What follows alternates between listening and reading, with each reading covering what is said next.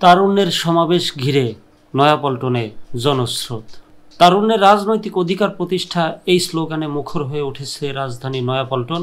বিএনপির কেন্দ্রীয় কার্যালয় ঘিরে অনুষ্ঠিত হচ্ছে বিভাগীয় তারুণ্যের সমাবেশ। দুপুর 2টায় সমাবেশ শুরু হওয়ার কথা থাকলেও তার আগেই ঢল নামে দেশের নানা প্রান্ত থেকে আসা নেতাকর্মীদের।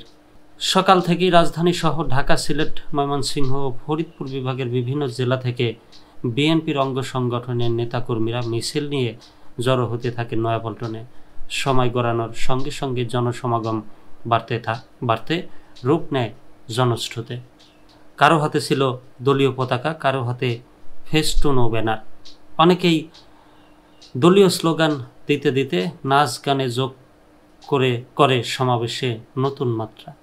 নয়াপল্টনের পাশাপাশি ফকিরাপুল, বিজয়নগর, কাকরাইল ও দৈনিক বাংলা মোড় এলাকাতেও নেতাকর্মীদের উপস্থিতি লক্ষ্য করা গেছে। প্রতিটি মোড় ও সড়ক জুড়ে জড়ো হয়েছেন সমর্থকরা। এই যুব সমাবেশের আয়োজন করেছে বিএনপির 3টি সংগঠন: জাতীয়তাবাদী যুবদল, স্বেচ্ছাসেবক ও ছাত্রদল।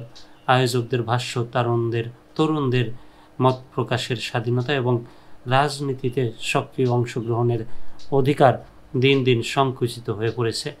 তাই এই সমাবেশের মধ্য দিয়ে নিজেদের অবস্থান স্পষ্ট করেছেন তারা।